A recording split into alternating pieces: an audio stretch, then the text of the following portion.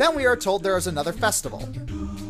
Okay, I really want an answer to this. How many holidays are there in Equestria? On Earth, we have 8,000 years of developing culture and an enormous population to justify our number of holidays, but ponies have no such excuse. From the amount of birthday parties and festivals and such, won't the citizens of Ponyville eventually get tired of all the celebrations? Or at the very least, won't the government run out of money to keep funding these things? I'm thoroughly convinced there's a party tax. Taxes are the only way I can think of them getting enough money to keep these parties running. Yeah, I don't think that's how that works.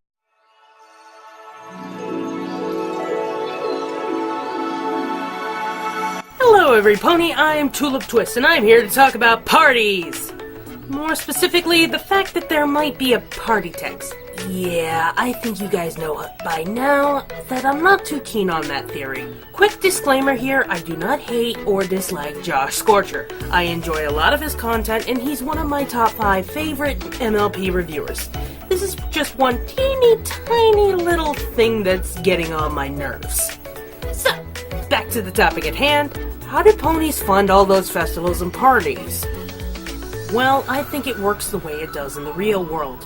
And I can tell you how it works in the real world. See, I'm a balloon twister with 6 years in the business. I've been a part of many festivals, so I have a pretty good idea on the inner workings of one. So the question is, where does the money come from? Well, some of the money can come from the government, but not a lot. It mostly comes from sponsors. Sponsors are typically companies like soft drink companies or insurance companies. It's basically one huge ad. But that can't be where all of the money comes from, right? Well, vendors like myself, in a way, pay for the festival as well. We pay for a spot at the festival. Any con vendor can tell you that you can't just show up and set up a booth. You have to pay for your spot. And let me tell you, booth prices can get very expensive very quickly. For example, in the Arnold Festival, the cheapest booth you can get is $2,500. That's like 166 plushies. Now, there is a third way to fund a festival, but unless it's a huge festival, like a big music festival, or, again, the Arnold Festival, it doesn't really work so well. And that's having people pay to get into your festival. So, yeah, that's how I think festivals are funded in Equestria. But then, who are the sponsors in Equestria? Well, I'm not 100% sure on that one, but I got a pretty good idea on who one sponsor might be. And that is Filthy Rich, the owner of Barnyard Bargains. Now, moving on to the number of festivals. Yeah, I'm sorry to say, but I find the number of festivals believable.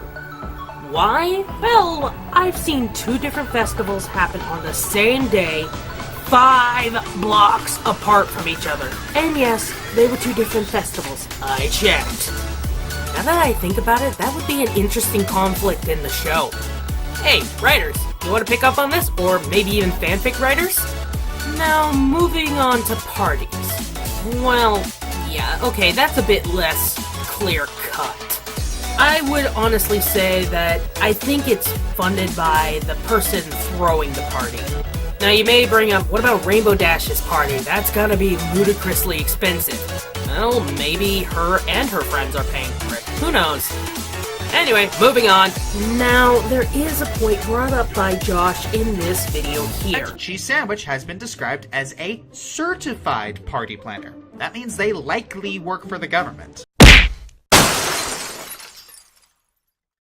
Yeah, I might have issues. But back to the topic at hand, I have to disprove this little headcanon as well. In the balloon and face painting world, there are actually tests you can undergo to be certified. It is not a requirement though. And who gives out these tests? Well, I can't speak for face painters, but in the case of balloon twisters, it's a balloon company. And what do these tests consist of? Well, there are 3 online exams which you need to score at least 80% or higher. And then there is a 4-hour practical exam in person which you must also get 80% or higher. I want to stress again that you do not have to be certified to pursue a career in balloon twisting, but it does help. I assume it works the same way for party planners in Equestria. Some party company that produces all of their equipment gives them their certification. So I guess there must be a place that sells party cannons and party howitzers and other party stuff. Now that's a store I want to see. And yeah, that's my theory on how the parties in the festive land of Equestria work. Did I miss anything? Or you got any questions? Or do you just want to hear more of my thoughts on the show? Please let me know. I probably will have more videos on the way here. So, in the meantime, this is Tulip Twist, signing out.